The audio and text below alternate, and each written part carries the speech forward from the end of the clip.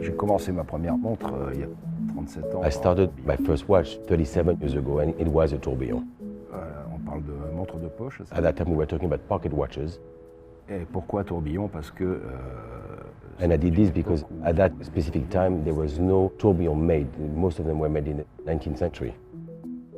Alors j'ai dit, c'est tellement rare. So it was so rare and precious that I would never have the means to be able to purchase one, so I made one. Starting in 1990, he decided to try to make this into a wristwatch. So in 1991, this one was born, and it's his first wristwatch, tourbillon, and that was also his first wristwatch period. Alors c'était, parce que là, on voit l'or du mouvement directement. What you see here, there's no dial on the 1991. You see the bridge, it's part of the movement. He forecasted to make 12 of these pieces, but at that time, every part was made by hand. So he completed the third one, he said, no more, just too boring for him to do the same thing over and over again. He finished the third one in 94, but he wanted the market to mature a little bit more, to be ready for this kind of watches. So he decided then to do a small series of 20 called the Souscription for like friends, collectors that funded the company. And the Souscription was exhibited at the 1999 Basel World Fair. When the first production piece was launched, it was $59,000. That was the price of the tourbillon in the United States back in 1999.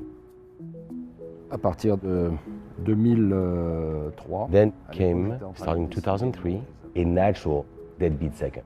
Thus was born the tourbillon, we call this N as in new, nouveau in French, that we started showing at the end of 2003 with an actual deadbeat second. You see here the latest generation, and because we own our dial maker and pacemaker, now we can start having fun and trying to explore different dials. So this is a hand-engraved dial called the tapisserie, it's like a canvas called Regency canvas.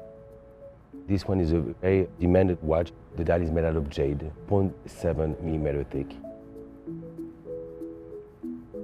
And then here you have the rarest of all because it was done for the Arnie watch, therefore obviously a unique piece, which is a chrome mirrored dial, blue dial on tantalum case.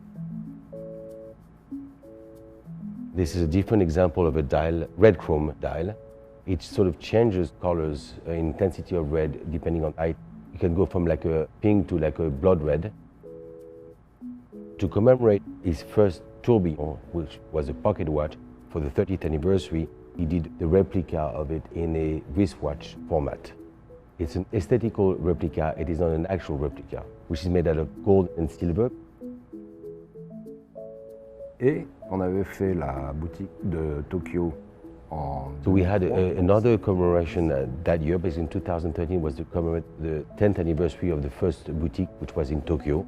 It's a platinum case with the jaune design of screws and gold movement. Et c'est très rare déjà pour un objet, pour un cycle. It's already very rare in our world to have the same watch sold for 12 years consecutively without changes. But it is kind of our cycle. You know, we're not a company that change every season or every year. So our cycles are usually pretty long. Like the Columbus Souverain was created in 2005 and we still have it. Donc je suis déjà en train d'envisager un nouveau tourbillon et je... And he's already working on a new tourbillon and he's actually starting to do some of the testing actually this summer. He doesn't like that many tourbillons. He doesn't believe in double, triple, quadruple, quintuple tourbillons, which basically is just for show and doesn't bring anything to the watchmaking. And then to have a tourbillon with a long, long power reserve, like 10 years, it's a rare stupidity. D'une stupidité grave.